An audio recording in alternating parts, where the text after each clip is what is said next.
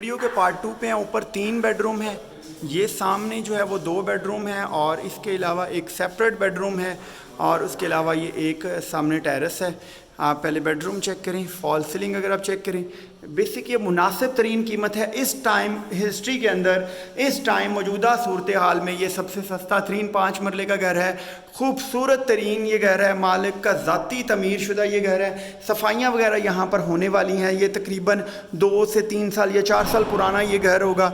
मालिक ने ज़ाती तमीर करवाया था और अब वो उसको सेल करके यहाँ से जा चुका है और अगेन ये घर सेल के लिए हमारे पास मौजूद है। यूवी का यहाँ पर जो है वो ज़बरदस्त किस्म का काम हुआ हुआ है और इसके अलावा मुनासिब तरीन कीमत है। बिजली, पानी, गैस के मीटर ऑलरेडी इंस्टॉल्ड हैं यहाँ पर। ये बेडरूम आप चेक करें, टोटल टाइल्स लगी हुई हैं, फॉल सीलिंग बड़ी प्यारी और ख़ूबसूरत सी हुई है और इसके अलावा यहाँ पर जो है वो क्रोम की एसेसरी इंस्टॉल है।